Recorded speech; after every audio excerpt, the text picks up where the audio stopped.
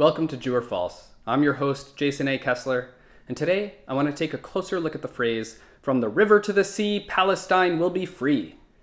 It's something you might hear shouted at protests and rallies, and it's getting more and more mainstream. But there's a really dark history behind that slogan, and no one with good intentions should ever use it again. Let's start with some geography. From the river to the sea means from the Jordan River to the Mediterranean Sea. That area includes all of Israel and the Palestinian territories. Now, there's disagreement about the exact borders, but any realistic peace deal will involve some division of this land between Israel and a future Palestinian state.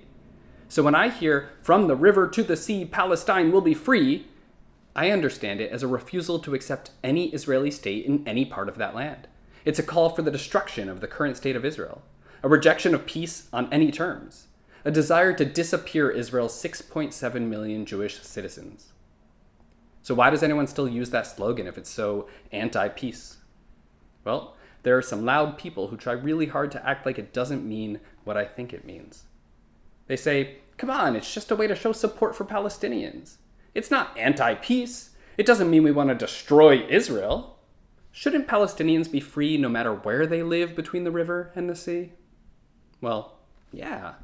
But I mean, that feels a bit like when people are like, "What's wrong with making America great again? Why would you be against being great?" Or when your cheating ex is like, "What? It's called Adult Friend Finder. What's wrong with wanting some adult friends?" Because context matters. And if you repeat a slogan, you should know who exactly you're empowering with your voice and what that slogan means to them. So here's what I want to do. Let's search the New York Times archive for the earliest articles with the phrase, "From the river to the sea," and see how it was originally used. Then we can decide whether I'm being overly sensitive, or some people are being a bit disingenuous about what that phrase really means. The first article I can find is from December 20th, 1992. It describes how Hamas, a new militant group, is strongly opposed to peace talks between Israel and the Palestinian Liberation Organization, also known as the PLO. According to the article, in 1992, Hamas is growing in popularity with the clarity of its message, which the New York Times describes as "holy war to establish an Islamic state from the river to the sea in the entire area of Israel and the occupied territories." Holy war to establish an Islamic state from the river to the sea. Let's file that under the anti-peace category. The next article is from September 23rd, 1993, about a peace deal between the PLO and Israel, turning over control for Palestinians to start governing themselves, paving the way for a future Palestinian state. Pretty good news at the time, right? Well, Hamas called the peace deal a treasonous sellout of Palestine, which it says must become an Islamic state from the river to the sea. Okay, I'm sensing a pattern. I'm sorry, peace, but Hamas is just not that into you. The next article is from January 7th, 2002, covering Saddam Hussein's annual speech to the people of Iraq. Yes, Saddam Hussein. Remember that guy? At the end of his speech, he says, "Long live Palestine, free and Arab from the river to the sea." Free and Arab. He doesn't even try to hide it. From the river to the sea, Saddam wants it Jew-free. And that's why I get uncomfortable when activists march through the streets chanting this awful slogan.